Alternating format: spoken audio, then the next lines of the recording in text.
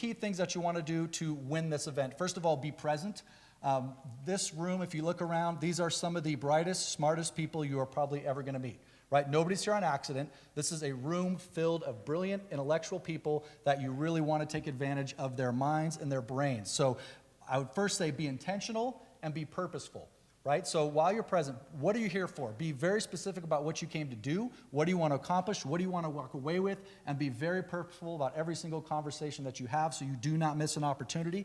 The second one I'll tell you is people do business with people they trust. Right?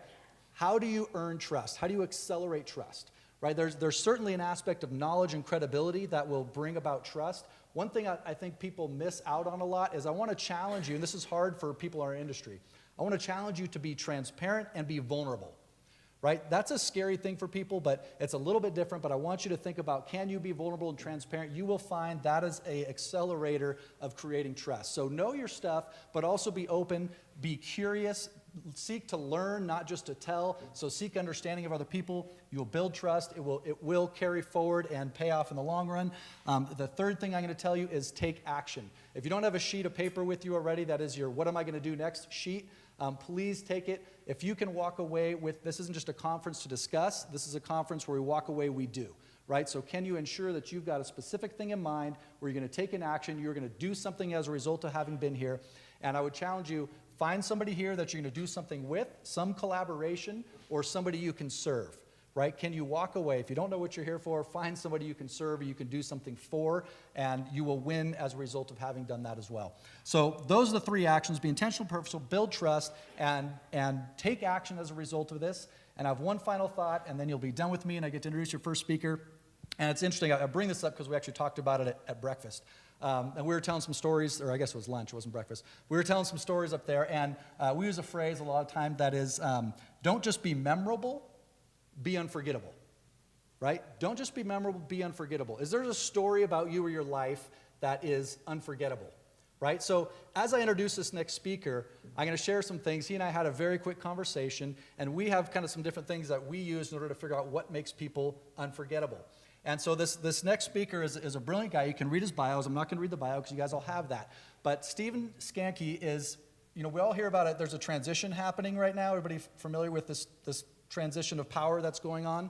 You guys aware it's happening? I don't know if you guys are watching the news, but yeah, there's a transition happening, right?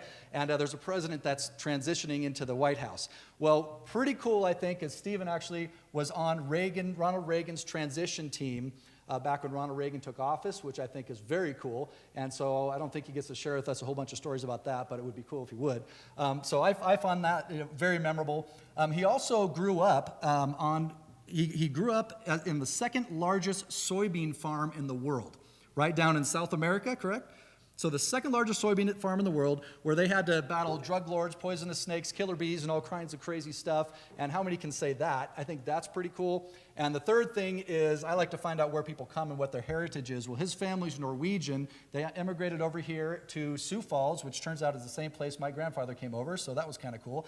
And the cool thing with that is he learned about the dependency his family had as an agricultural family. They could do everything they could around being proper and methodical and intentional about the agriculture, but there were still things they couldn't control, right? There's still an element of nature, of wind, of different things that were out of their control, which is risk that they had to take. So as a farmer growing up, he learned, A, a dependency on God and having faith that there are things you can't control, but you'll be okay. And then B, how do you manage as much risk as you can, but also understand that there's some risk you just can't control, so let's control all the risks that we can within the framework of what we do know. So with that, I'd like to introduce Stephen to please come up.